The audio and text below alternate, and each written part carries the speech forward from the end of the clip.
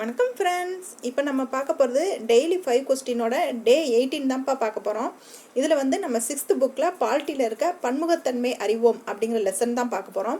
இதில் பாருங்கள், first question, சரியான இணையை தேர்ந்தெடுங்க அப்படின்னு சொல்லியிருக்காங்க.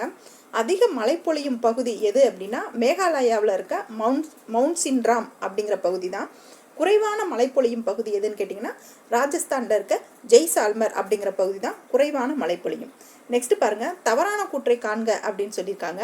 இந்திய அரசியலமைப்பு சட்டத்தின்படி 8வது அட்டவணையில் 22 மொழிகள் வந்து அலுவலக மொழியாக அங்கீகரிச்சிருக்காங்க அப்படிங்கிறாங்க. அதாவது அந்த அலுவலக மொழி வந்து எத்தனாவது அட்டவணையில் இருக்குது அப்படின்னு கேட்டிங்கன்னா 8வது அட்டவணை. அதில் எத்தனை மொழிகள் இருக்குது அப்படின்னு கேட்டிங்கன்னா 22 மொழிகள் அப்படிங்கிறாங்க.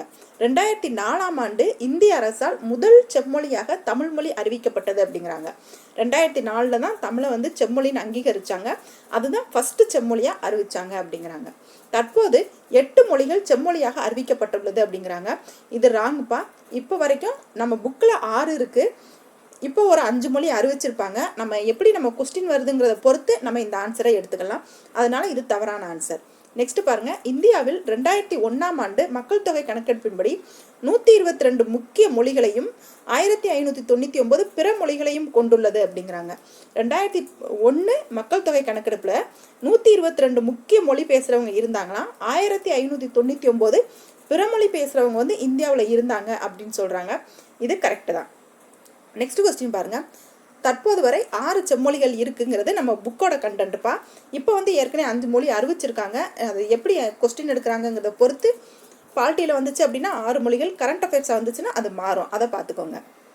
நெக்ஸ்ட் பாருங்கள், எத்தனை இணைகள் சரியானவை அப்படின்னு சொல்லி கேட்குறாங்க. இது வந்து இந்தியாவில் வந்து அதிகமாக பேசப்படும் முதல் 5 மொழிகள் அப்படின்னு ஒரு பாக்ஸ் கண்டென்ட்டில் கொடுத்துருப்பாங்க. அதையும் நம்ம ஸ்கிப் பண்ணிடக்கூடாது அப்படிங்கிறதுக்காக இந்த கொஸ்டின் வச்சது. ஃபஸ்ட்டு அதிகமாக இந்தியாவில் என்ன மொழி பேசுகிறாங்கன்னா ஹிந்தி தான் பேசுகிறாங்க. 5ஆவதாக தான் தமிழ் பேசுகிறாங்க. ஹிந்தி வந்து எவ்வளோ பேர் பேசுகிறாங்கன்னா 41.03% வந்து ஹிந்தி வந்து பேசுகிறாங்க. நெக்ஸ்ட் வந்து வங்காளம் பேசுகிறாங்க 8.10%. நெக்ஸ்ட் வந்து தெலுங்கு பேசுகிறாங்க 7.19%. நெக்ஸ்ட் மராத்தி 6.99%. 5வது இடத்துல தான் தமிழ் பேசுகிறாங்க 5.91%. இது ஏன் அப்படின்னு கேட்டிங்கன்னா, நம்ம தமிழ்நாட்டை விட்டு வெளியில் போயிட்டோம் அப்படின்னா யாருமே தமிழ் பேச மாட்டாங்க. நம்ம தமிழ்நாட்டுக்குள்ளே இருக்கிற ஜனங்க மட்டும்தான் தமிழ் பேசுவாங்க. ஆனால் ஹிந்தின்னு பார்த்தீங்கன்னா ஓவராலாக இந்தியா ஃபுல்லாக இருக்கிற எல்லாருமே கிட்டத்தட்ட ஒரு 41% பேர் ஹிந்தி பேசுகிறாங்க அப்படின்னு சொல்கிறாங்க. இதை வந்து தெளிவாக பார்த்துக்கோங்க. ஏறு வரிசையில் எழுதுக, இறங்கு வரிசையில் எழுதுகன்னு மாற்றி கேட்டுட்டாலும் நீங்கள் தப்பு பண்ணிடக்கூடாதுங்கிறதுக்காக இது அப்படியே உங்களுக்கு கொடுத்தது. இது அனைத்தும் சரி. நெக்ஸ்ட் பாருங்கள், தவறானவற்றை தேர்ந்தெடுக்கன்னு சொல்லியிருக்காங்க. இந்திய தொல்லியல் துறை இதுவரை கண்டுபிடித்த கல்வெட்டுகளின் சான்றுகளில் 60% வந்து தமிழ்நாட்டில் தான் கண்டுபிடிச்சிருக்காங்க அப்படிங்கிறாங்க. அதில் வந்து பெரும்பாலான என்ன மொழி இருந்துச்சு அப்படின்னா தமிழ் மொழியில் தான் அதை எழுதுனாங்கங்கிறாங்க. அப்போ 100% கண்டுபிடிக்கிறாங்கன்னா அதில் 60% தமிழ்நாட்டிலேருந்து தான் கண்டுபிடிச்சாங்களாம். அதுலேயுமே பெரும்பாலான என்ன மொழியில் இருந்துச்சுன்னா தமிழ் மொழியில் தான் இருந்துச்சுங்கிறாங்க. இது ரெண்டுமே சரிதான். நெக்ஸ்ட் பாருங்கள், ஒரு மாநிலமும் கொடுத்துட்டு அதுக்குரிய டான்ஸு கொடுத்துருப்பாங்க. இது வந்து கண்டிப்பாக இதில் வந்து ஒரு கொஸ்டின் வந்துரும்ப்பா. அதனால் இது எங்கேயுமே உங்களுக்கு தப்பு நடந்துடக்கூடாது அப்படிங்கிறதுக்காக அப்படியே நம்ம கொண்டு வந்திருக்கோம். இதை பாருங்கள், தமிழ்நாட்டோடைய டான்ஸ் என்னன்னு பார்த்தீங்கன்னா கரகாட்டம், ஒயிலாட்டம். கேரளாவில் தெய்யம், மோகினி ஆட்டம். ஜம்மு காஷ்மீரில் தும்ஹல். குஜராத்தில் வந்து கார்பா, தாண்டியா. பஞ்சாபில் பாங்க்ரா. உத்தரப்பிரதேசத்தில் ராஜலீலா, சோலியா அப்படிங்கிற டான்ஸ் தான் ஆடுறாங்க. இப்போ இது 6th புக்கு. இந்த 6th புக்கிலேருந்து நம்ம எவ்வளோ கொஸ்டின் எடுக்க முடியுது அப்படின்னு பாருங்கள்.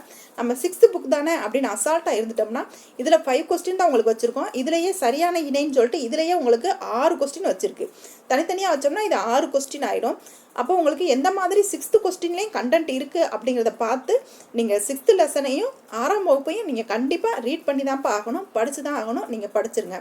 அடுத்து இன்னொரு லெசனில் அடுத்த GS 5 மினிட்ஸ் வீடியோவில் சந்திக்கலாம். தேங்க்யூ.